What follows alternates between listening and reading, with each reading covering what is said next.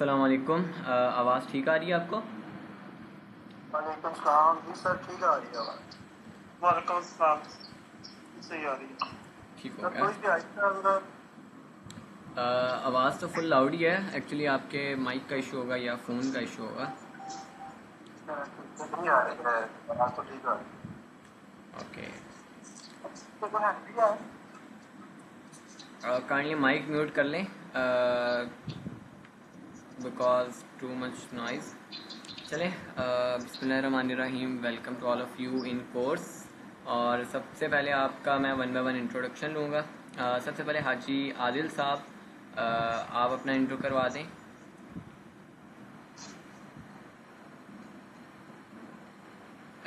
ज़िक्रुल्लाह साहब, ये आपकी आईडी है हाजी आदिल के नेम से? जी उनकी थी। जी गुलफाम साहब, आपका इंट्रोडक्शन।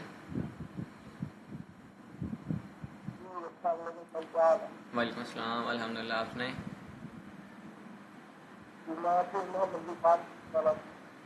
कहाँ से? लाहौर से हैं या अच्छा, ठीक हो गया। तो आप क्या करते हैं? एफटीजे करते हैं, अपना मतलब वगैरह करते हैं, या होम्योपैथिक डॉक्टर हैं? क्या करते हैं? फिजियोथेरेपिस्ट हैं?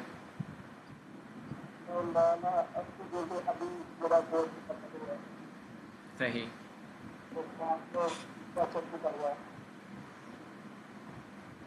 ये वकास अहमद क्या कर रहे हैं?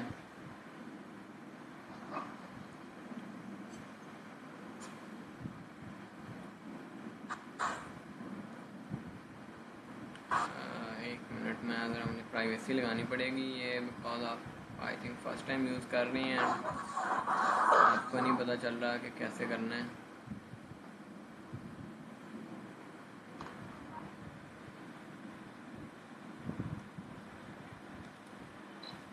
सर अगर पॉसिबल हो तो साथ साथ इसे रिकॉर्ड भी कर लें, क्योंकि लाइट का बहुत इशू है, तो बीच बीच में ये चीज़ प्रॉब्लम क्रिएट करती है। जी जी, सारा रिकॉर्ड हो रहा है सारा।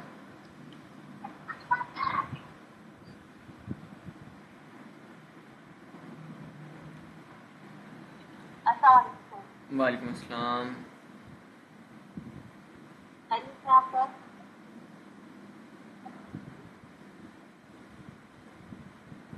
मैं एक निजामा शरीफ हूँ अल्हम्दुलिल्लाह, और कुरान की मुदर्रिस हूँ।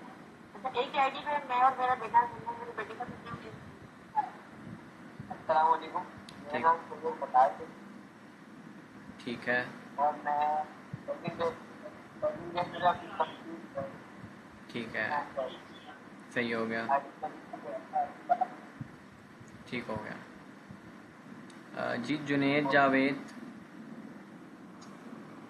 जी अस्सलाम वालेकुम सर। वालेकुम अस्सलाम। जी सर, मैं जो है अपना हिजामा थेरेपिस्ट हूँ और अपना क्लिनिक करता हूँ हिजामा का। ठीक है जी। अल्ताफ़ हुसैन। और ठीक अस्सलाम वालेकुम सर, है। मैं ना वालेकुम अस्सलाम। एप्पल सार स्टोर चलाता हूँ ठीक है, कसूर। कसूर में। ठीक है।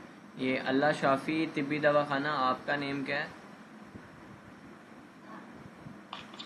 आवाज़ पहुँच गई। अस्सलाम वालेकुम, वालेकुम मुल्तान अस्सलाम। से हकीम मोहम्मद उसामा खान, ठीक है, उसामा हिजामा खान। थेरेपिस्ट। ठीक हो गया, ठीक हो गया। और नेक्स्ट ये नैयर, आप बताएं। अस्सलाम वालेकुम, मेरा नाम नैयर जुलियन है, लाहौर से हूँ। 2007 से मैं, जब डीपीटी वगैरह नहीं था उस वक्त से मैंने किया हुआ है, फिजियो का किया हुआ है शेख ज़ायद हॉस्पिटल से। उसके बाद पंजाब मेडिकल फैकल्टी से एज ए सर्जिकल यानी कि ओटी का टेक्नीशियन का किया हुआ है। तो उसके बाद फिर अब तक ये जो मुख्तलिफ जॉब्स वगैरह। सही हो गया, चले माशाल्लाह। जी वकास अहमद, जी जी सर। आपका इंट्रोडक्शन। सर मैं एबटाबाद से हूँ। अभी 4th ईयर के एग्ज़ाम दिए हैं इस दफ़ा मानसरा तिब्बिया कॉलेज। ठीक ठीक। और नेक्स्ट, मैं एक मिनट नेक्स्ट खुद ही कॉल करता हूँ। अब्दुल मन्नान।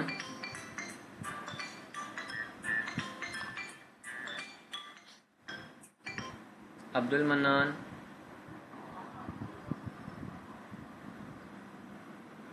चलें नेक्स्ट। सैफुल्ला, वालेकुम अस्सलाम। सर मैं 4th ईयर के पेपर दे रहा था। ठीक है, कहाँ से कर रहे हैं? फाजिल तिब गुजरात। कहाँ से कर रहे हैं?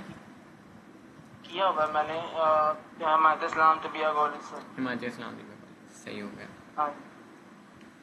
ओके नेक्स्ट, ऐश खुर्रम,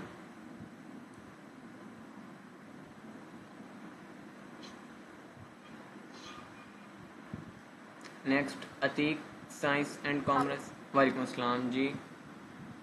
जी मैं डॉक्टर आयशा बात कर रही हूँ। ओके और मैं साथ हूँ। आप लाहौर से हैं? जी मैं लाहौर से हूँ। ठीक हो गया। Next Atiq, science and commerce.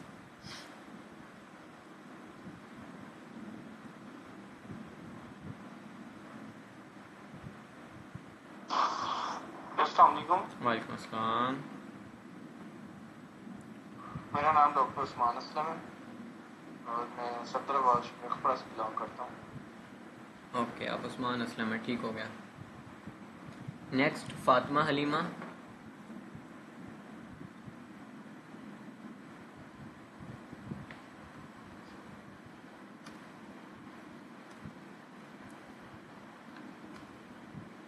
चलिए नेक्स्ट फातिमा सलीम।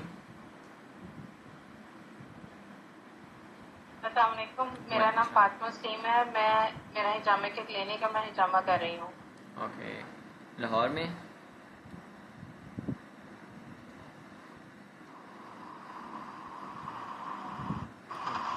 जी लाहौर। ठीक है। Next Ghulam Abbas,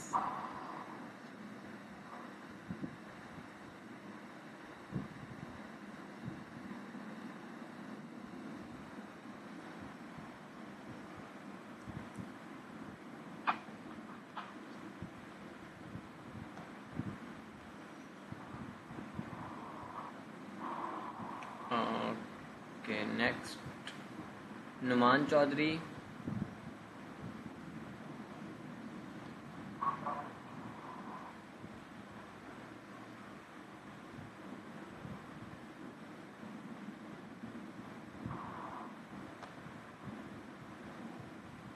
YouTube tech वाला, आपका नेम क्या है?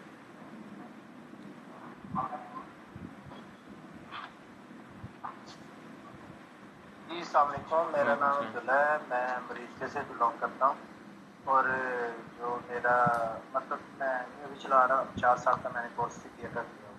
ठीक हो गया, चलें nice to meet you all. थोड़ा मेरा इंट्रोडक्शन हो जाए, कुछ लोगों को तो पता होगा, बाकी सारे मेरे लिए भी आप न्यू है, तो सारी बातें मैं भी आपके लिए न्यू हूँ। मेरा नेम डॉक्टर मुज़म्मिल रमज़ान है और मैं एक तिबिया कॉलेज में हेड ऑफ़ डिपार्टमेंट हूँ। इसके अलावा हमारा अपना क्लिनिक वाइटो केयर के नेम से है, जो कि नेशनल काउंसिल फॉर तिब से भी रजिस्टर्ड है। एंड बाकी एज अ एक्यूपंक्चर जो है वो एक्यूपंक्चरिस्ट एक चाइनीज़ कौंसल है, यूरोपियन कौंसल है, दोनों से मैं रजिस्टर्ड हूँ। इस वक्त तकरीबन पूरे पाकिस्तान में तिबिया कॉलेजेस में एक्यूपंक्चर सिखाने वालों में अल्हम्दुलिल्लाह मैं पहला ही हूँगा। बाकी हिमायत इस्लाम में पहले इन्होंने बुलाए थे कुछ लोग, बट प्रॉपर एक तहरीक के तौर पे एक्यूपंक्चर के बारे में वो हमने ही स्टार्ट की थी। टोटल अब तक 10 के करीब वर्कशॉप्स हो चुकी हैं। तो जितने भी ये अल्टरनेटिव थेरेपीज़ हैं, एक्यूपंक्चर, रिफ्लेक्सोलॉजी, कपिंग और ये अब कायरोप्रैक्टिस, तो हमारा फोकस इन चीज़ों पे है। और हमारी एक ग्लोबल एक वेबसाइट भी है जो जहाँ पे आपका पोर्टल बनेगा और आपके सारे लेक्चर्स बेसिकली वहाँ पे अपलोड होते हैं। तो हम बेसिकली एक मॉडर्नाइज़ कर रहे हैं हर चीज़ को, और इसके साथ साथ हमारा एक फोकस ये भी चल रहा है कि हम FTJ और BEMS इन दोनों के मुकम्मल जो सिलेबस हैं, यानी फ़र्स्ट ईयर से लेकर FTJ का 4th ईयर तक और BEMS का 1st ईयर से लेकर 5th ईयर तक मुकम्मल सिलेबस हम आपको यानी घर बैठे आप उसको ईज़िली अवेल कर सकते हैं फ्री ऑफ कॉस्ट। तो हमारे बहुत सारे कोर्सेज फ्री ऑफ कॉस्ट भी होते हैं, और जो इस तरह के बेसिकली हैं सीखने वाले, जैसे आपको पंक्चर है, कपिंग है, कायरोप्रैक्टिस है, जिसमें आपको फिज़िकल आना पड़ता है, तो ये हमारे पेड कोर्सेज होते हैं, but in a very low फी, कि हर एक के लिए ईज़िली पे करना आसान होता है। तो ये कायरोप्रैक्टिस का हमारा फर्स्ट बैच है। मैंने जो कायरोप्रैक्टिस की है तो मैंने एक यूएस कॉलेज से की है, और इसके साथ जो कायरोप्रैक्टिस की मेरी पाकिस्तान में प्रैक्टिस है वो डॉक्टर दिलीप कुमार है कराची से, एक बहुत अच्छे फिजियोथेरेपिस्ट हैं, उनसे सीखी है मैंने। और इसके अलावा जो है एक हकीम है इधर फैसलाबाद में, उनके पास तकरीबन 1 साल पूरा सीखी है। तो I have multiple of certifications and multiple teachers from all over the globe के जो कि कायरोप्रैक्टिस जिनसे मैंने सीखी है। तो इंशाल्लाह आपको इस कोर्स में बहुत कुछ सीखने को मिलेगा, बिकॉज़ इसमें बहुत सारे लोग ऐसे हैं कि जो हमारे ऑलरेडी प्रीवियस कोर्सेज में होते हैं, तो दे नो कि हमारा पढ़ाने का तरीका क्या है। कुछ लोग ऐसे हैं जो हमारी वर्कशॉप्स में आए हैं, कुछ लोग ऐसे हैं जो हमारे कोर्सेज में आए हैं। तो उसमें ये है कि आप भी जो लोग न्यू हैं, इंशाल्लाह ये कि आप परमानेंट फिर हमारे पास जुड़ जाते हैं, कि अल्हम्दुलिल्लाह हमारे पास यही होता है कि जो एक दफ़ा हमारे साथ रह जाता है वो परमानेंटली हो जाता है। ठीक है, तो अब बात करते हैं। आज हमने कायरोप्रैक्टिस की बेसिकली ओरिएंटेशन करनी थी। ओरिएंटेशन से मकसद ये होता है कि आप सबका तारुफ़ हो जाता है, मेरा आपको तारुफ़ हो जाता है, और उसके बाद हम देखेंगे कि हमने इस कोर्स में ओवरऑल पढ़ना क्या है। तो इस कोर्स में हमने कायरोप्रैक्टिस में टोटल जो स्पाइन है, cervical spine, thoracic spine and lumbar vertebra and sacrum, इसको हमने कवर करना है। यानी सर्वाइकल रीजन की जो मैल पोजीशंस हैं C1 से C7 तक, उनकी एडजस्टमेंट्स करनी है। इसी तरह थोरैसिक वर्टिब्रा की, इसी तरह लंबर की, इसी तरह सैक्रम की। अब ज़ाहिरी बात है कि एडजस्टमेंट हमें तब आएगी जब हमें डायग्नोसिस आएगी। तो डायग्नोसिस सबसे पहले सीखेंगे, तो जो फर्स्ट क्लास होगी ना, उसमें हम सबसे पहले जो हमारी फ़र्स्ट फिज़िकल क्लास होगी जो नेक्स्ट संडे को लाहौर में है, और इसी तरह फैसलाबाद का मुझे याद नहीं है डेट, आपको स्केड्यूल आ गया था। तो फर्स्ट क्लास हमारी होगी इस टॉपिक पे कि हम सर्वाइकल स्पाइन की डायग्नोसिस कैसे करते हैं, उसकी एग्जामिनेशन कैसे करते हैं। एग्जामिनेशन के 4-5 टूल्स होते हैं वो यूज़ करते हुए, और फिर जब हम एक मसले की तशख़ीस कर लेते हैं तो अब हम उसके एडजस्टमेंट के लिए कौन सी सबसे बेहतर टेक्निक है। वैसे तो तकरीबन आपको सर्वाइकल रीजन में ही 20 से 30 टेक्निक्स मिलती हैं कि जो सर्वाइकल रीजन की एडजस्टमेंट्स होती हैं, लेकिन हम ऐसी टेक्निक्स चूज़ करेंगे जो क्लिनिकली सबसे ज़्यादा वैलिड होती हैं, यानी जो सेफ़ भी होती हैं, जो सबसे ज़्यादा रिज़ल्ट वाली भी होती हैं। तो हम ऐसी हर पोजीशन में, प्रोन पोजीशन में, सुपाइन पोजीशन में, सिटिंग पोजीशन में, ठीक है, हर पोजीशन में हम वो टेक्निक्स सीखेंगे कि आपको हर रीजन की आसान से आसान टेक्निक्स और सबसे ज़्यादा इफेक्टिव टेक्निक्स वो आपकी फ़र्स्ट सेशन में सर्वाइकल रीजन हो जाएगा। सेकंड सेशन में इसी तरह थोरैसिक वर्टिब्रा के रिलेटेड जो एग्जामिनेशन है नेसेसरी वो होगी और उसकी एडजस्टमेंट होगी। थर्ड जो फिज़िकल क्लास होगी हमारी, उसमें हम लंबर वर्टिब्रा कवर करेंगे, एंड फोर्थ में हम ओवरऑल रिवीजन करेंगे, एंड आपके जो सर्टिफिकेट डिस्ट्रीब्यूशन सेरेमनी है वो हो जाएगी।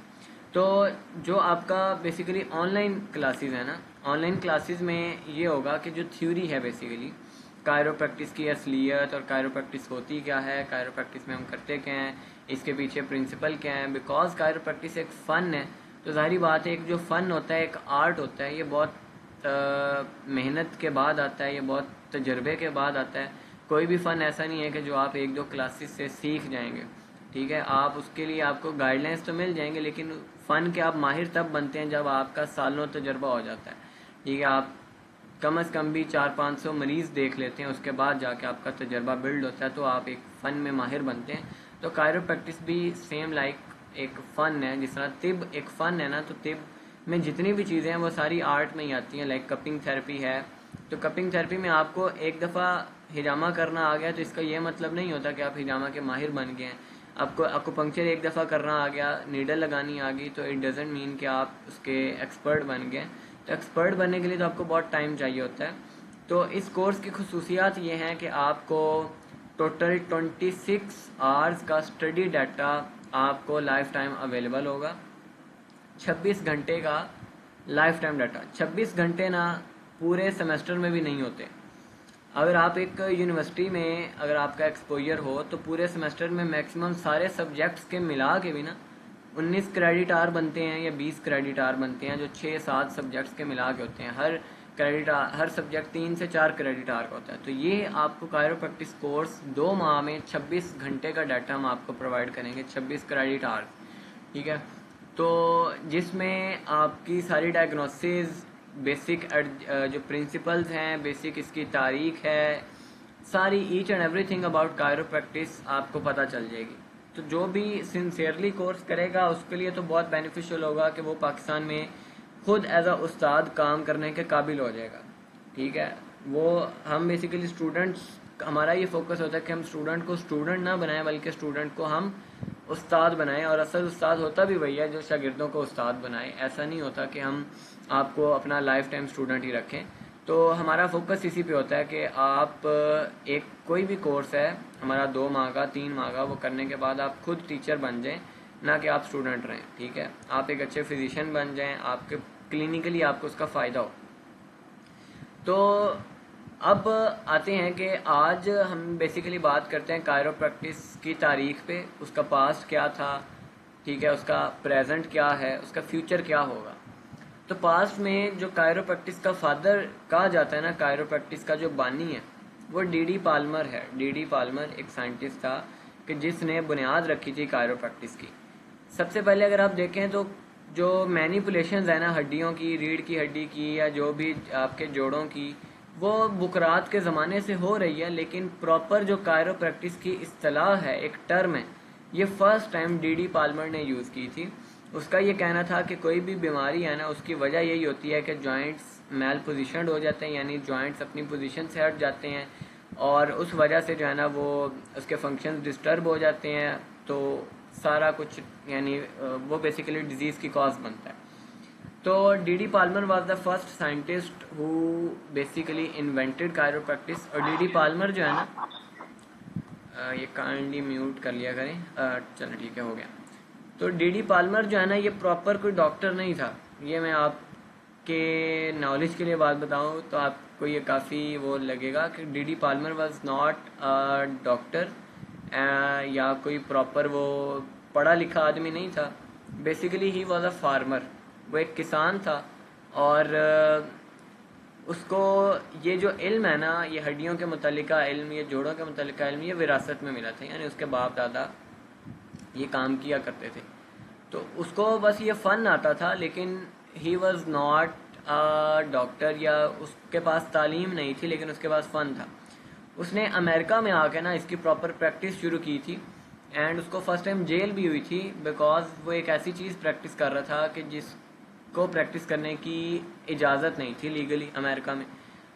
तो उसको 2-3 दफ़ा जेल भी जाना पड़ा डी पाल्मर को। लेकिन उसके जो पेशेंट्स थे ना, जब उनको रिज़ल्ट मिला कायरोप्रैक्टिस का, कि उन्होंने जब देखा कि हम इस डॉक्टर के पास जाते हैं, हमारा बगैर दवाई के इतना हमें फ़ायदा हो जाता है, यानी हमारे सिर्फ जॉइंट वो एडजस्ट करते हैं और हमारी बीमारी ठीक हो जाती है, ठीक है। उसमें उसने 2-3 केसेस ऐसे ट्रीट किए थे कि एक तो बहरा शख्स था, तो उसका सिर्फ नर्व कंप्रेशन का मसला था जिसकी वजह से वो बहरा हुआ था। तो जैसे ही डी पाल्मर ने उसकी वो जॉइंट एडजस्टमेंट की थी तो उसका वो सुनाई देने लग गया था। ऐसे 3-4 केसेस और क्रिटिकल थे जो उसने अपनी वो प्रैक्टिस में ना सॉल्व किए थे। और जैसे ही उसने सॉल्व किए थे ना, तो वो उसकी एक शोहरत उसे मिलने लगी थी, एक आम आवाम में उसकी मकबूलियत हो गई थी, उसके कुछ स्टूडेंट्स बन गए थे। तो प्रॉपर एक काम शुरू हो गया था। यानी अगर आप देखें, जैसे मैं आपका मिसाल दे रहा था आकुपंक्चर की, तो आकुपंक्चर इस पाकिस्तान में अभी इसको प्रॉपर सिखाने वाले अभी एक ही इदारा हम ही हैं, ठीक है। अब हमारे ऑलरेडी अल्हम्दुलिल्लाह कोई 15-20 प्रॉपर स्टूडेंट बन गए, ठीक है। वो आहिस्ता आहिस्ता आगे सिखाएंगे तो एक इस तरह सिस्टम डेवलप होता जाएगा ना। तो ये ऐसे ही है कि कायरो प्रैक्टिस जो है ना वो डी पाल्मर ने स्टार्ट अकेले किया था, लेकिन उसके स्टूडेंट बन गए, उसका अपना बेटा भी कायरोप्रैक्ट बन गया, ठीक है। तो बहुत से लोगों को ना स्टार्ट में जेलें होती रही बिकॉज कायरोप्रैक्टिस लीगली अलाउ नहीं था अमेरिका में। लेकिन जब एक ट्रिमेंडस अमाउंट होगी, आम आवाम में इसकी मकबूलियत होगी, उन्होंने इसके फ़ायदे देखे, फिर एक रिसर्च हुई कायरोप्रैक्टिस पे ना माजी में कि लो बैक पेन पे ना रिसर्च की थी साइंटिस्ट्स ने। उन्होंने देखा कि एक उन्होंने ग्रुप लिया कि जो दवाइयाँ ले रहा था लोअर बैक पेन के लिए, एक उन्होंने ग्रुप वो लिया कि जो कायरोप्रैक्टिस करवा रहा था लो बैक पेन के लिए। तो उन्होंने देखा कि लो बैक पेन जो कायरोप्रैक्टिस वाले पेशेंट की थी वो ज़्यादा बेहतर हो गई थी after chiropractic session, without any medicine, without any prevention. और जो दवाइयाँ ले रहे थे उसके उनको साइड इफ़ेक्ट भी मिल रहे थे, जारी बात है, और उसका उन्हें रिजल्ट भी स्लो मिल रहा था, उसकी कीमत भी ज़्यादा थी। तो पहली जो रिसर्च कायरोप्रैक्टिस पे हुई थी वो लोअर बैक पेन पे हुई थी कि कायरोप्रैक्टिस कितना इफेक्टिव है लोअर बैक पेन में। तो उस पर 100% उन्हें रिजल्ट मिला था कि कायरोप्रैक्टिस सबसे बेहतर ऑप्शन है। तो आहिस्ता आहिस्ता ये एक शोबा बनता गया और इसके 3-4 स्कूल प्रॉपर बन गए जहाँ पे ये एक एज अ फन इसको सिखाया जाता था। तो डी पाल्मर ने अपना एक स्कूल बना लिया था, एक अपना कॉलेज बना लिया कायरोप्रैक्टिस का, कि जहाँ पे वो स्टूडेंट्स को तालीम देता। और अब जब इसने स्कूल बनाया था ना तो अब उसमें प्रॉपर वो एनाटॉमी भी लेके आया, फिजियोलॉजी भी लेके आया, हर चीज़ वो लेके आया। ठीक है, अब जब स्कूल बन गया तो देखा देखी लोगों ने 2-3 लोगों ने और ही बना लिए, उनके अपने स्टूडेंट्स ने ग्रेजुएट होने के बाद वहाँ से अपने अलहदा स्कूल्स बना लिए। तो पूरे यूएस में कोई 6 से 7 स्कूल बन गए। ये सारी सन 1900 की बातें हैं। ठीक है, और जब 6-7 स्कूल्स बन गए, एक स्टूडेंट्स की मिकदार भी बढ़ गई, आम आवाम की तादाद भी बढ़ गई। तो अब इन्होंने अपनी कौंसल बनवा ली अमेरिका में ना, कायरोप्रैक्टिस की कौंसल बनवा ली। अब कायरोप्रैक्टिस की एक कौंसल मौजूद है कि जो रेगुलेट कर रही थी इन स्टूडेंट्स को जो इन कॉलेजेस से ग्रेजुएट हो रहे थे। तो जब कौंसल बन गई ना उसका बहुत बेनिफिट हुआ कि ये एक मेडिकल ट्रीटमेंट के तौर पे ना अमेरिका में इंट्रोड्यूस हो गया कायरोप्रैक्टिस, कि ये भी एक तरह का ट्रीटमेंट है बीमारियों का। ठीक है, तो उसके बाद अब प्रेजेंट में अगर आप देखें तो अब ये पूरे यूरोप में फैल गया। कायरोप्रैक्टिस स्टार्ट अमेरिका से हुआ था सिर्फ, बट अब पूरे यूरोप में फैल गया। ये इवन 3rd क्लास कंट्रीज़ में भी अब ये होने लग गया स्टार्ट। यानी कायरोप्रैक्टिस बेसिकली होता क्या है ये तो आपको कोर्स में पता चलेगा, जैसे जैसे हम लेक्चर्स आपको डिलीवर करेंगे आपको आइडिया हो जाएगा कायरोप्रैक्टिस होती क्या। हमारे यहाँ ना कायरोप्रैक्टिस के बारे में बड़ी मिसकंसेप्शन है। मतलब हम समझते हैं कि बस लोगों के वो पटाखे निकालना और उनको अपना जो है ना अपना एक ज़ोर लगाना, उनको डिफरेंट पोजीशंस में लिटा के जब तक पटाखे की आवाज़ नहीं आती तब तक हम समझते हैं कि ये कायरोप्रैक्टिस ना सही नहीं हुई। तो हमारे नज़दीक बड़ी ना एक मिसकंसेप्शंस है कायरोप्रैक्टिस के मुतालिक, जबकि कायरोप्रैक्टिस एक बड़ा सेफ़ ट्रीटमेंट है और एक बड़ा अच्छा ट्रीटमेंट है जिसको हम जैसे जैसे एक्सप्लोर करते जाएंगे ना आप इसको ज़्यादा इंटरेस्ट आपका इसमें डेवलप होता जाएगा। अब प्रेजेंट सिचुएशन में आप देखें ना तो पाकिस्तान में इस टाइम पे कोई कौंसिल नहीं है जो कायरोप्रैक्टिस को रेगुलेट कर रही हो। तो यानी अभी हम यूएस के पास्ट में है। यूएस इस टाइम पे मुकम्मल उनकी यूनिवर्सिटीज़ हैं, मुकम्मल कॉलेजेस हैं, मुकम्मल कौंसल है जो कायरोप्रैक्टर्स को रेगुलेट करती है। उनके प्रॉपर एग्ज़ाम्स होते हैं सेम लाइक MBBS। वो एक बड़ी एक स्ट्रॉन्ग फील्ड है। पाकिस्तान में अगर आप देखें ना तो इसकी कोई कौंसल नहीं है अभी तक कायरोप्रैक्टिस की कि जिसे कोई रेगुलेट करो। तो जब कोई कौंसल नहीं है तो जाहिर बात है कि ना इसको PHC रिकॉग्नाइज करती है, ना इसको आपकी नेशनल काउंसिल फॉर तिब रिकॉग्नाइज करती है, ना इसको बेसिकली फिजियोथेरेपी में पढ़ाई तो जाती है मैनिपुलेशंस, बट फिजियोथेरेपी की कोई काउंसिल नहीं है।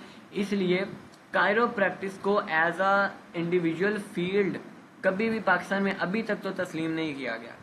इसलिए कायरोप्रैक्टिस में बेसिकली ये है कि आपकी कोई मेडिसिन नहीं यूज़ हो रही, आपका कोई टूल नहीं यूज़ हो रहा, तो आप पे कोई केस नहीं बन सकता। मतलब ना तो आप किसी को कोई मेडिसिन दे रहे हैं, ना कोई आप बहुत ऑपरेटर्स यूज़ कर रहे हैं कि आप कहें मैं मशीनरी यूज़ कर रहा हूँ। कायरोप्रैक्टिस होती ही मैनुअल है, ठीक है, हाथों से होती है। तो इसलिए आप सेफली इसको प्रैक्टिस तो कर सकते हैं, ठीक है, कायरोप्रैक्टिस को।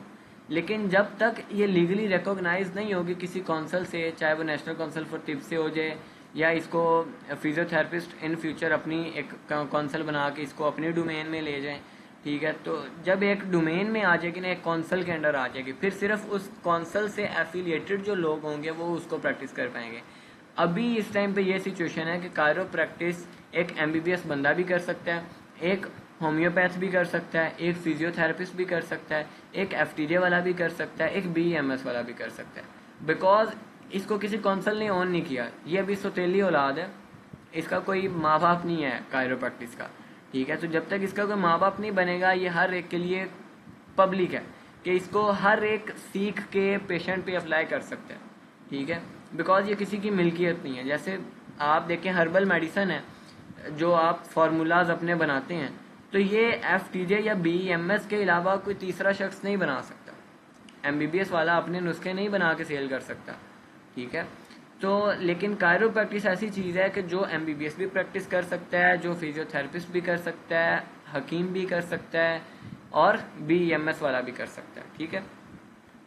लेकिन अब फ्यूचर देखें ना इसका, तो फ्यूचर ये नज़र आता है कि या तो इसको सेपरेट फील्ड के तौर पे हम तस्लीम कर लें, हो सकता है इन फ्यूचर पाकिस्तान में ये एक सेपरेट फील्ड के तौर पे रिकॉग्नाइज हो कि जिस तरह FTJ है, हालांकि ये FTJ का एक पार्ट है, बट हो सकता है कि कायरोप्रैक्टिस एक अलहदा से एक फील्ड बन जाए, एक अलहदा से डिग्री बन जाए, ठीक है। जिस तरह फिजियोथेरेपी एक डिग्री है, हो सकता है कायरोप्रैक्टिस एक डिग्री की शक्ल में हमें पाकिस्तान में मिले इन फ्यूचर।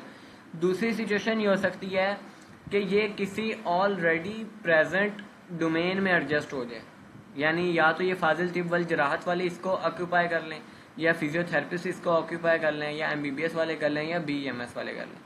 ये भी एक पॉसिबिलिटी बन सकती है कि हकीम जो हैं वो अपनी कौंसल पे प्रेशर डालें कि भाई कायरोप्रैक्टिस अपनी डोमेन में लो। जिस तरह अभी कौंसल ने एक्यूपंक्चर को अपने डोमेन में लिया ना कि एक्यूपंक्चर हमारा एक तरीका इलाज है और सिलेबस में शामिल कर दिया। अब चाहे उनके पास किताबें नहीं एक्यूपंक्चर की, लेकिन अब ये उन्होंने क्लेम कर दिया है, टेरिटरी उन्होंने अपनी वो प्रॉपर मार्क कर दी है कि एक्यूपंक्चर सिवाय नेशनल काउंसिल फॉर तिब के रजिस्टर बंदे के कोई और नहीं कर सकता, ठीक है। इसी तरह हो सकता है कायरोप्रैक्टिस इन फ्यूचर आपकी फील्ड उसको ऑक्यूपाई कर ले, या फिजियोथेरेपिस्ट उसको ऑक्यूपाई कर लें, या MBBS वाले कर लें। एक ये भी पॉसिबिलिटी है कि वो मेन स्ट्रीम जो हेल्थ केयर फील्ड्स हैं उनमें एडजस्ट हो जाए, ठीक है। तीसरी ये भी पॉसिबिलिटी हो सकती है कि इसको कोई इन फ्यूचर भी ना पूछे, जैसे इन प्रेजेंट कोई नहीं पूछ रहा। तो वैसे इसका बेस्ट ऑप्शन यही है कि ये ऑलरेडी किसी मौजूद फील्ड में एडजस्ट हो जाए, बजाय इसके कि इसको एज अ सेपरेट डिग्री शुरू करवाया जाए, या बजाय इसके कि एक सेपरेट फील्ड हो। चाहिए ये कि ये बिकॉज एक नेसेसरी चीज़ है फिजियोथेरेपिस्ट के लिए भी और एक हकीम के लिए भी, तो ये उसी में ही एडजस्ट हो जाए, ठीक है। बेहतर बात तो यही है। बट अगर ये नहीं होता तो फिर ये हो सकता है कि कल को कोई बाहर से कायरोप्रैक्टिस करके आए 4-5 साल की डिग्री, और पाकिस्तान में वो डिग्री अपनी अलहदा से स्टार्ट करवा दे। ये भी पॉसिबिलिटी है, ठीक है। अब कायरोप्रैक्टिस भी अगर हम बात करें ना, कायरोप्रैक्टिस की थोड़ा सा फ़लसफ़ा आप समझ लें, उसके बाद क्वेश्चन आंसर करते हैं। एक फ़लसफ़ा है जो हम तिब में, जो हम यूरोप में जिसको पढ़ते हैं, वो फ़लसफ़ा है हॉलिज़म का फ़लसफ़ा। बेसिकली हॉलिज़म या होलिस्टिक फ़िलासफ़ी ये होती है कि आप जिस्म को एज अ होल देख रहे हैं, आप जिस्म को एज अ सिंगल मशीन नहीं देख रहे। मतलब जैसे एलोपैथिक वाले हैं ना कि अगर सर में दर्द हुई है तो उन्होंने वो गोली देनी है जो सर की दर्द को रोकेगी। उनका कंसर्न ना तो आपके मैदे के साथ है, ना जिगर के साथ है, ना मैदे आंतों के साथ है, उनका कंसर्न सिर्फ सर के साथ है, बिकॉज दर्द सर में हो रही है। उनका अगर उनको वॉमिटिंग हो रही है तो उनका कंसर्न सिर्फ मैदे के साथ होगा। लेकिन तिब में ये होता है कि अगर किसी बंदे के सर में दर्द है, हमारा कंसर्न पूरी बॉडी से है, ठीक है। उसका हम हर बॉडी का सिस्टम एक्सप्लोर करेंगे कि उसके किस बॉडी सिस्टम में मसला है। यानी हो सकता है कि उसके सर में दर्द किसी किडनी डिसफंक्शन की वजह से हो सकता है उसके सर में दर्द किसी GIT के मसले की वजह से हो सकता है उसके सर में दर्द उसके सर के मसले की वजह से, हो सकता है उसके सर में दर्द किसी जो स्पाइनल जो मिस पोजिशनिंग है जॉइंट्स की वो हो गई हो, यानी डिस्क स्लिप हो गई हो, या जॉइंट मेल पोजिशन हो गया हो, जॉइंट अपनी जगह से हिल गया हो, नर्व कंप्रेशन हो गई हो, ठीक है। कोई भी वजह हो सकती है ना। तो हम एक डिजीज़ को एज अ होल देखते हैं, हम एक डिजीज़ को एज अ होल ट्रीट करते हैं। यानी हमारे पास एक पेशेंट आता है ना, तो हम सिर्फ उसको उस मसले की दवाई नहीं देते, हम उसका पूरी बॉडी के सिस्टम्स ठीक करते हैं। आप हमारी फॉर्मुलेशंस देखेंगे तो वो भी ऐसे ही होती हैं कि आपका एक जो फार्मूला बनता है ना, एक जो आपका कम्बिनेशन बनता है हर्बल, ठीक है, उसमें 4-5 हर्ब्स होती हैं और वो 4-5 हर्ब्स आपकी पूरी बॉडी को अफेक्ट कर रही होती है। यानी मिसाल दूंगा, एक फार्मूला दालचीनी, जावित्री, तेजपात, ठीक है, 3 चीज़ों का कम्बिनेशन है, बट ये 3 चीज़ों का कम्बिनेशन आपके बीसीओ मसाइल ठीक कर रहा है। जबकि आप एलोपैथिक में देखेंगे एक फार्मूला है ओमेप्राजोल, तो वो एक ही कंडीशन में यूज़ हो सकता है, उसको आप अंतड़ियों के मसाइल में, यानी जो लूज मोशन है उसमें आप नहीं देंगे, आप उसको सर दर्द में नहीं दे सकते। जबकि जो आपका एक फार्मूला हर्बल होता है वो मल्टीपल ऑर्गन्स को टारगेट कर रहा होता है। ये होलिस्टिक जो है ना फिलॉसफी है कि आप एज अ होल बॉडी को कंसीडर करते हैं कि अगर एक हिस्से में मसला है तो हो सकता है कि वो उस हिस्से के मसले की वजह से नहीं है, वो कहीं दूर दराज मसला हो सकता है। मतलब जैसे पंखे की मिसाल लें कि पंखा चल कहीं पर होता है लेकिन उसको ऑन करने का बटन कहीं और पे होता है, ठीक है, यानी आपके स्विच बटन लगे होते हैं ना, आप वहां से ऑन करते हैं, पंखा ऑन हो जाता है। तो सेम लाइक ये फलसफा है कि आपके जिस्म में जो एक बीमारी चल रही है, हो सकता है कि उसका जो स्विच बटन है वो कहीं और पे लगा हो, ठीक है, वहीं पे मौजूद नहीं हो सकता। तो उस हॉलिज्म फलसफे में ना 4 चीजें आती हैं, वो समझ लें आप। पहली चीज उसमें आती है हर्बल मेडिसिन या ऑरल मेडिसिन, कोई भी आप उसमें चाहे होम्योपैथिक ले लें, एलोपैथिक ले लें, हर्बल मेडिसिन ले लें, कोई भी मेडिसिन है ना जो ऑरली आप खिला रहे हैं, पहली चीज होलिस्टिक फलसफे में वो आती है। दूसरी चीज होलिस्टिक फलसफे में आती है बॉडी वर्क।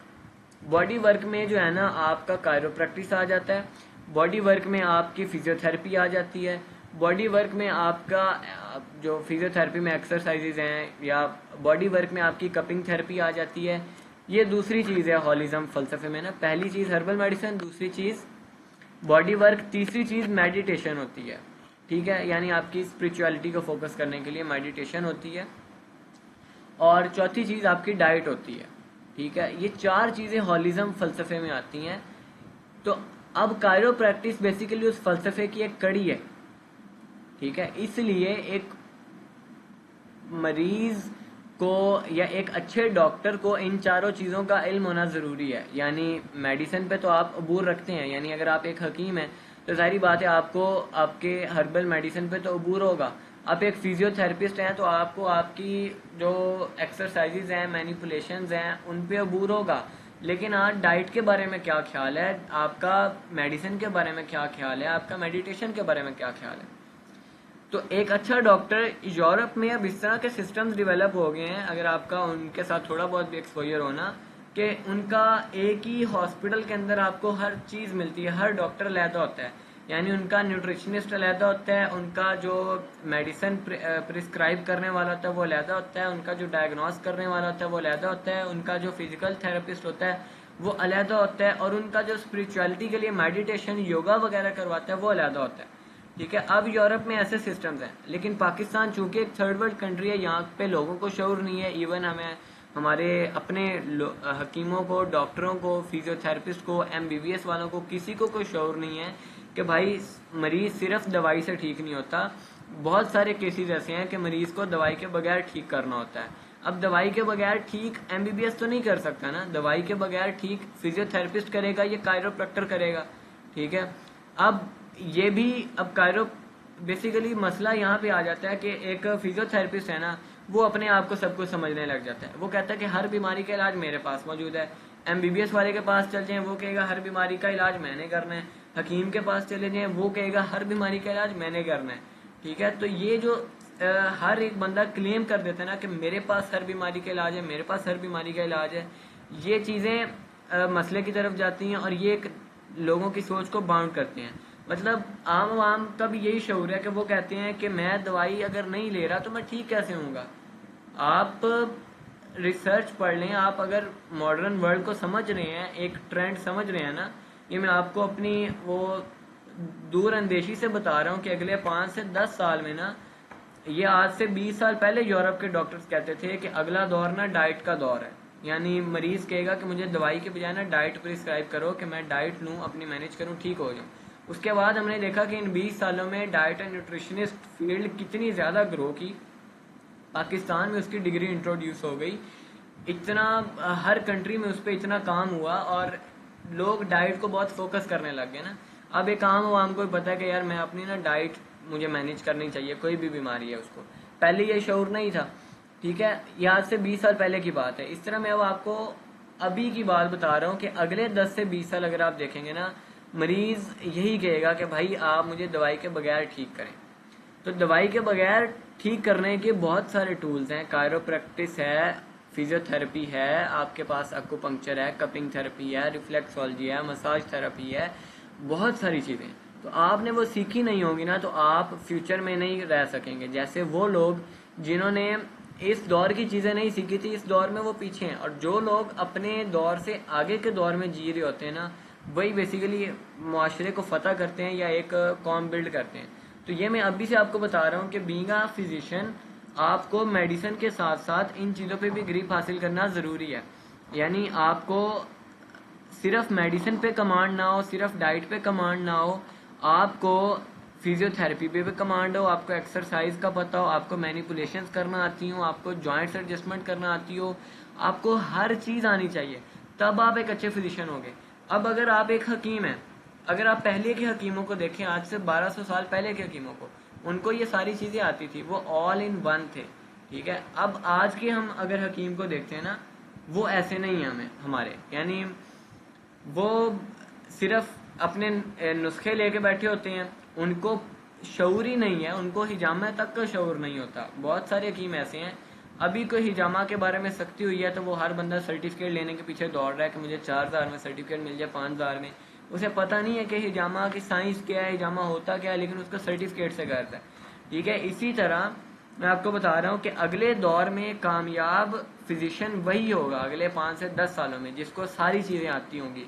वो डाइट पे भी कमांड रखता होगा, उसको फिजियोथेरेपी, एक्सरसाइजेज, कायरोप्रैक्टिस, उसको cupping therapy, acupuncture, reflexology, massage, ये सारी थेरेपीज पे भी कमांड होगी, मेडिसिन पे भी कमांड होगी। जो बंदा एक डोमेन में काम कर रहा होगा ना, जैसे MBBS वाला है, या आजकल का हकीम ले लें, या आजकल का फिजियोथेरेपिस्ट ले लें, वो बंदा आने वाले दौर में सर्वाइव नहीं कर सकता। उसकी दुकानदारी भी बंद होगी, उसका पेशा भी बंद होगा, उसकी डिग्री भी फ्लॉप हो जाएगी। ये मैं आपको अभी से बता रहा हूँ। तो ये इसलिए आपके लिए जितने भी फिजियोथेरेपिस्ट हैं, जितने भी आप होम्योपैथ्स हैं, या जितने भी आप एक हकीम हैं, आप सबके लिए बहुत ज़रूरी है ये चीज़ सीखना कि आप दवाई के साथ साथ वो तरीके भी सीखें जो दवाई के बगैर मरीज़ को ठीक करते हैं, ठीक है।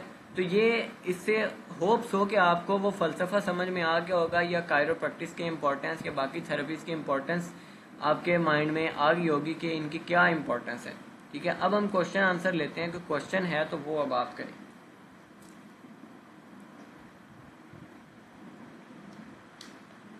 वन बाय वन करके लें, सारी इकट्ठे नहीं।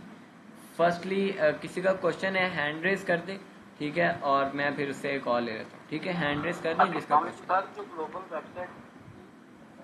वालेकुम अस्सलाम। मैं अभी आपको दिखा देता हूँ, आप वाइटो केयर पे जाएं, वाइटो केयर, ठीक है, muzammilramzan.com पे आप जाएं, वहाँ पे आपको ना अभी शो हो जाएगा, आपका कायरोप्रैक्टिस का पेज डेवलप हो गया। आपको मैं अभी पासवर्ड भी बता देता हूँ, लिख के मैसेज पे बता देता हूँ। आप मैं अभी आपके साथ शेयर कर देता ना, विजिट करवा देता हूँ आपको मैं। 1 मिनट प्रेजेंट कर रहा हूँ मैं स्क्रीन आपके साथ, ठीक है। मैं 1 मिनट आपके साथ हूँ।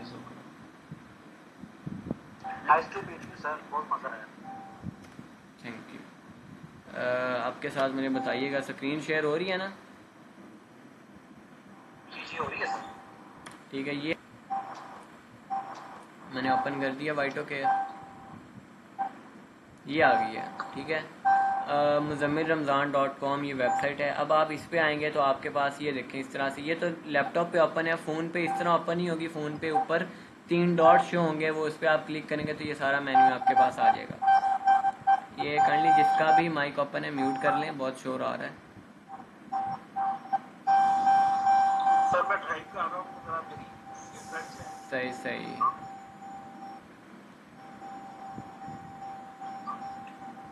ओके, अब यहाँ पे आप देखें ये हमारे यानी वेबसाइट के डिफरेंट पेजेस है। यहाँ पे ये देखें कायरोप्रैक्टिस का पेज डेवलप हो गया, ठीक है।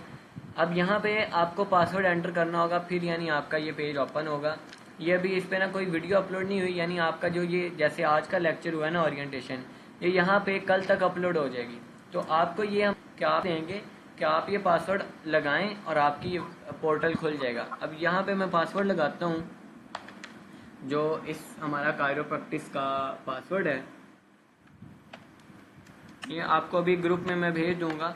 आपने ये पासवर्ड लगाना है तो आपका ये इस तरह से ओपन हो जाएगा कायरोप्रैक्टिस का पेज। अभी ये बिल्कुल एम्प्टी पड़ा हुआ है, यहाँ पे कुछ भी नहीं है। लेकिन जब लेक्चर अपलोड होंगे ना, तो यहाँ पे आपके लेक्चर्स शो होंगे। जैसे ये मैं फाइटोकेमिस्ट्री का आपको दिखाऊं, तो यहाँ पे अगर मैं पासवर्ड एंटर करूं तो मैं आपको दिखाता हूँ ये कैसे आपके पास ओपन होगा, ठीक है। ये फाइटोकेमिस्ट्री का कोर्स हमने करवाया, ठीक है। अब ये सारे लेक्चर्स ये देखें, इस तरह आपके पास कायरोप्रैक्टिस का मॉड्यूल शो हो जाएगा कि ये मॉड्यूल 1 है, ये लेक्चर 1 है, ये लेक्चर 2 है, ये 3 है, ये 4 है। उसके साथ इस तरह नोट्स भी अपलोड हो जाएंगे, ठीक है। जैसे ये फाइटोकेमिस्ट्री वाला कोर्स ओपन है ना, ठीक है। इसी तरह आपको कायरोप्रैक्टिस का कोर्स इसी तरह पूरा का पूरा मिल जाएगा, हर लेक्चर की रिकॉर्डिंग भी, उसके नोट्स भी। तो यहाँ पे आप जैसे ही क्लिक करेंगे तो आपका लेक्चर ओपन हो जाएगा, ठीक है। अब ये देखें, ये हमने क्लिक किया, ये लेक्चर की वीडियो ओपन हो गई, ठीक है। ये देखें, ये इस तरह से आपके पास पूरा लेक्चर ओपन हो जाएगा,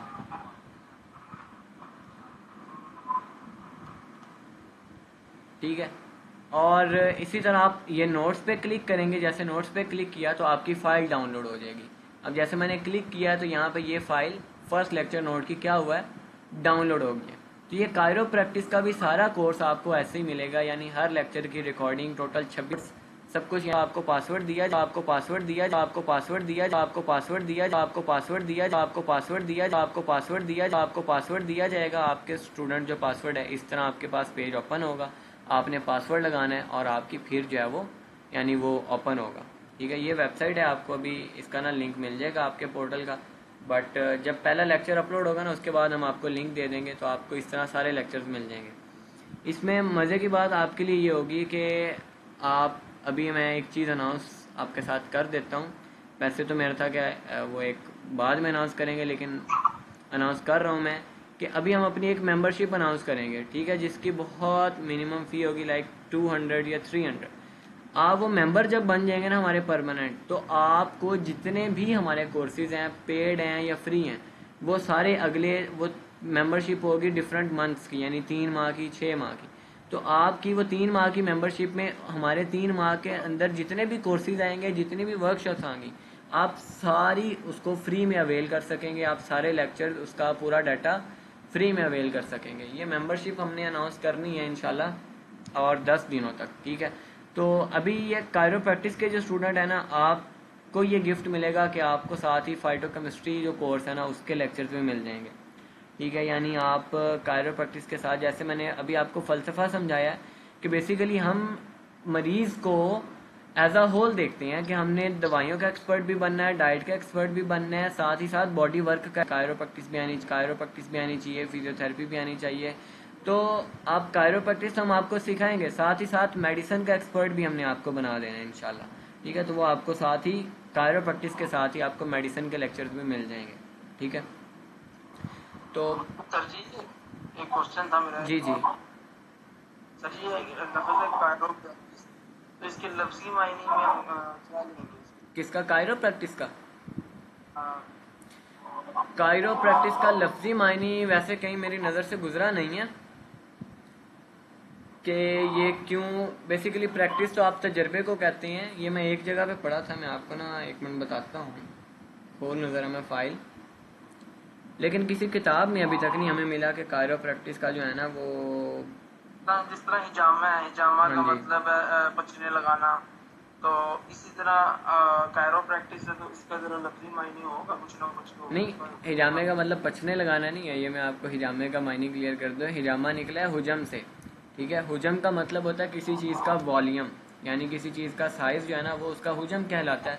तो हिजामे की जो तारीफ़ बनती है ना इस्तिलाही, वो ये बनती है कि यानी हिजामा एक ऐसा प्रोसीजर है जिसमें हम ब्लड का वॉल्यूम एडजस्ट करते हैं।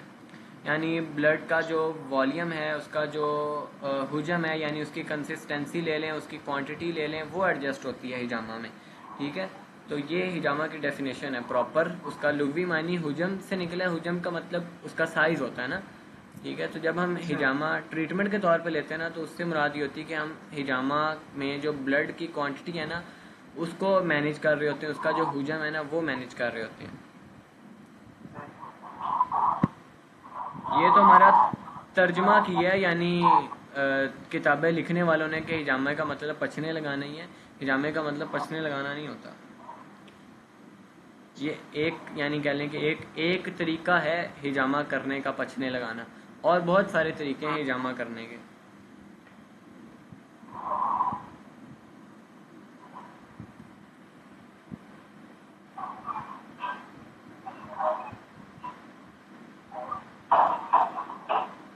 हाँ ठीक है, ये जो कायरो प्रैक्टिस है ना, इसका लुग़वी मानी यही है जो मैं आपको पहले समझाया भी है बेसिकली, कि ये सारी होती है हैंड से। बेसिकली कायरो प्रैक्टिस में कोई टूल यूज़ नहीं होता। तो कायर का जो लफ्ज़ है ना, कायर का मतलब होता है, ये ग्रीक वर्ड है, इसका मतलब होता है हाथ।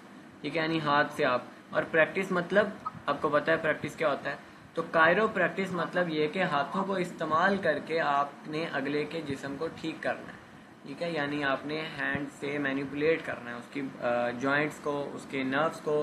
कायरो प्रैक्टिस में 3 सिस्टम आते हैं मेन: न्यूरो मस्कुलो स्केलेटल सिस्टम, यानी उसकी नर्व्स आती हैं, उसके मसल्स आते हैं, और उसका स्केलेटल सिस्टम। स्केलेटल सिस्टम में बोन्स, जॉइंट्स, लिगामेंट्स, टेंडन्स, ये 4 चीज़ें। ठीक है, ये टोटल आपने कायरो प्रैक्टिस में ये इन चीज़ों के साथ, यानी कह लें आपकी होना होनी, न्यूरॉन्स के साथ, नर्व्स के साथ, मसल्स के साथ, एंड स्केलेटल सिस्टम के साथ।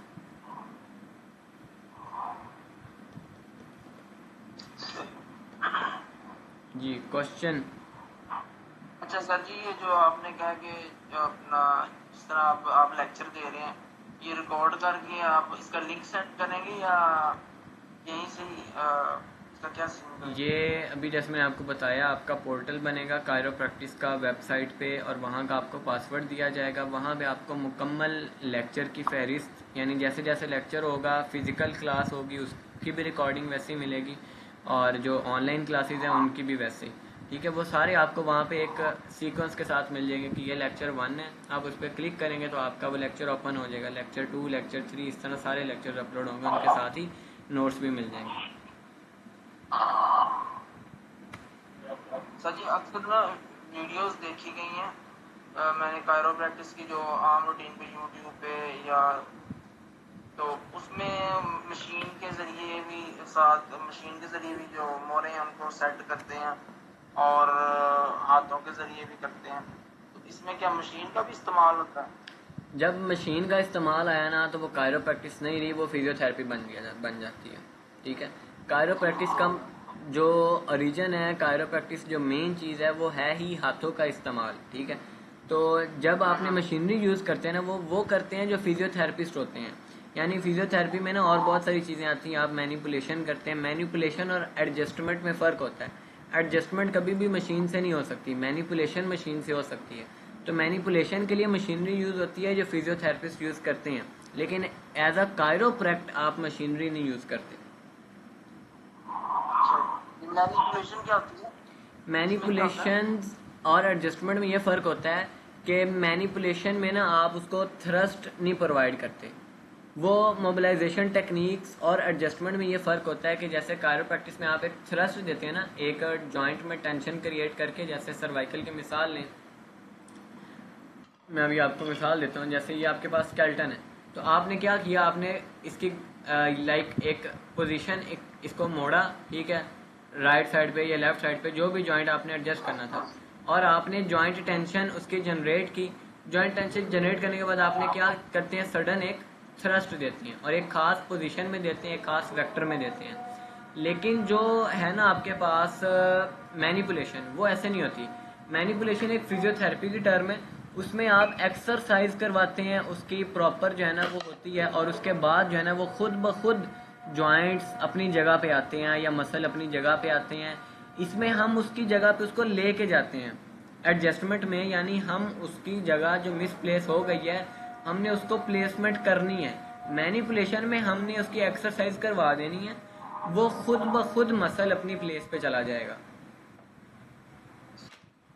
घुटने में इसमें जिस तरह मिसाल के तौर पे आपने इंजेक्शन वगैरह लगाया है उससे आराम आता है, इसी तरह हम कायरोप्रैक्टिस का इस्तेमाल करके वो फौरन रिलीफ दे सकते हैं पेन को, या अगर वो मोरा अपनी जगह से हिल गया। इसमें आप लाहौर से है ना, बेसिकली आपने लाहौर में क्लासेस लेनी है? हाँ जी ठीक है, हम इसके साथ ना आपको कायरो के साथ आपको पंक्चर भी सिखाएंगे। ये अभी जैसे हमने कहा ना, कायरोप्रैक्टिस जैसे जैसे एक्सप्लोर करते जाएंगे ना आपका इंटरेस्ट डेवलप होता जाएगा कि ये तो बड़ी मज़े की चीज़ है। तो एक्यूपंक्चर ऐसी चीज़ है कि आप फौरी रिलीफ दे सकते हैं मरीज़ को। एक दो नीडल लगा के आप विदाउट एनी मेडिसन आप उसको फौरी रिलीफ दे सकते हैं।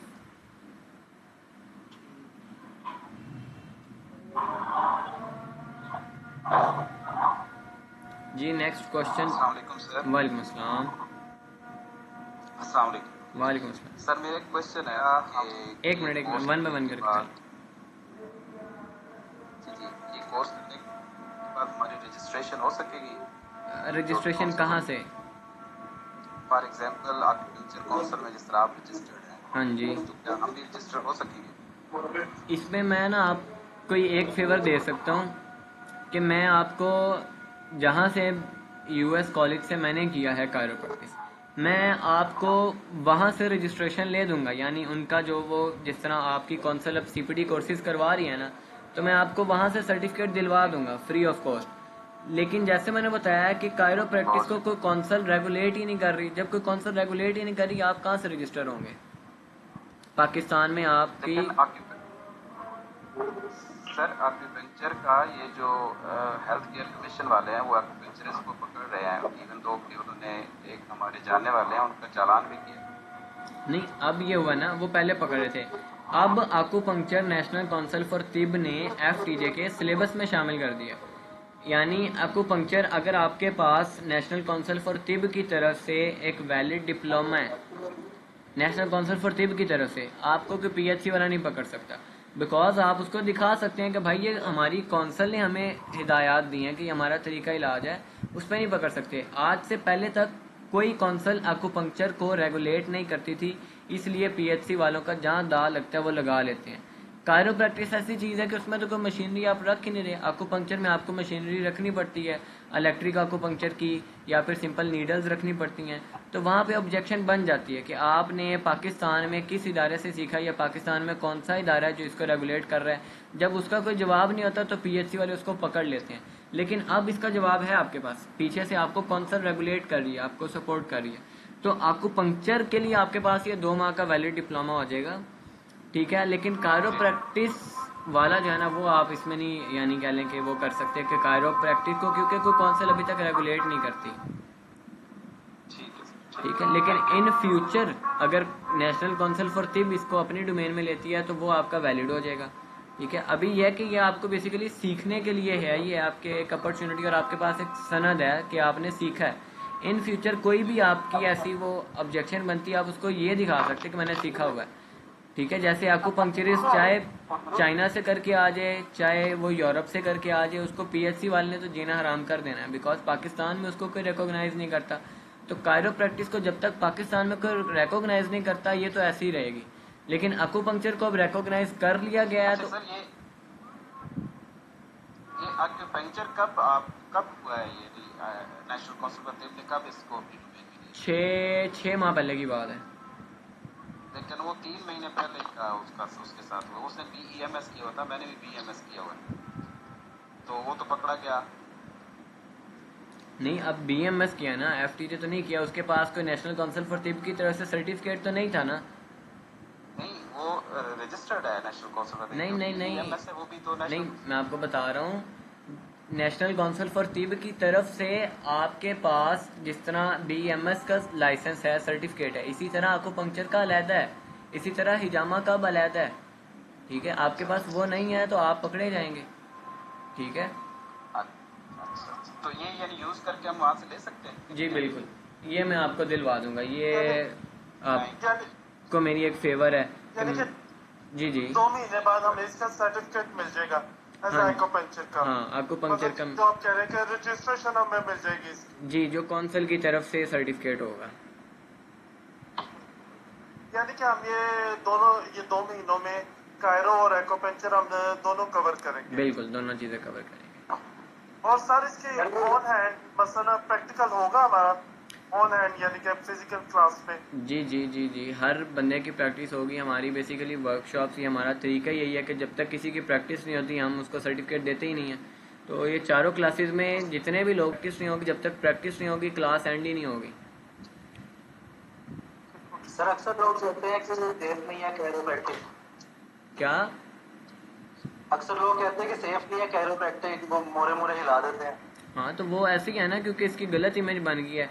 मैंने आपको वही तो बताया कि इसके हवाले से मिसकंसेप्शंस माशरे में बहुत ज़्यादा है, क्योंकि वो देखते ऐसे हैं कि एक हकीम बंदा है या एक बंदा है, वो यूट्यूब पर उन्होंने वीडियो देखी कि उसने बड़ी उल्टी सीधी पोजीशन में मरीज़ को लिटाया हुआ, उस पर ज़ोर लगा रहा है, वो कड़ाके निकल रहे हैं, वो मरीज़ वैसे बेचारा डर जाता है ये देख के।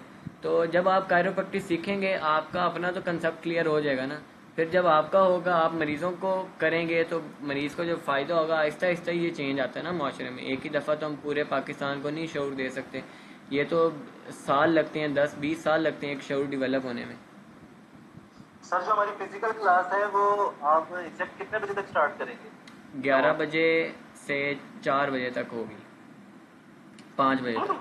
5 घंटे की क्लास है जी, उसमें यह है ना कि उसमें आपको दरमियान में एक तो नमाज ब्रेक भी आएगी, खाने की ब्रेक भी आएगी, ठीक है। तो वो तकरीबन क्लास आपकी जितनी भी फिजिकल हैं वो 4-4 घंटों की होंगी, ठीक है। लेकिन ओवरऑल जो टाइम पीरियड है ना, यानी आपको हमने नमाज ब्रेक भी देनी है, खाने की ब्रेक देनी है, क्वेश्चन आंसर होना है, प्रैक्टिस सेशन होना है, तो इसलिए हमने इतना टाइम पीरियड रखा है कि वो सारी चीज़ें इतने टाइम पीरियड में कवर हो जाएँ। ठीक है सर, इंशाल्लाह फिर नेक्स्ट संडे मुलाकात होगी। ठीक है, आपने लाहौर में क्लास लेनी है ना? जी जी ठीक होगा। सर हमारे में होगी क्लास? जी सर लाहौर किस लोकेशन पे ये कॉलेज होगा यानी क्लास होगी? आपका नेम अच्छा उस्मान भाई है। उस्मान भाई आपने तो फैसलाबाद में लेनी है ना? चलो ठीक है, फैसलाबाद में मुझे इसी है लाहौर की सी। जिधर आपने लेनी हो वो आप ले सकते हैं। लाहौर में ये टाउनशिप में हो रही हैं, ये अहमद साहब के मतलब पे, और इधर फैसलाबाद में हमारे क्लिनिक पे होंगी। जी मुझे दोनों इजी है, मुझे इस तरह का कोई इशू नहीं है, मैं सेंटर में आ जाता हूँ ना। ठीक है, नेक्स्ट कोई question? Fatima Halima hand raise किया हुआ है।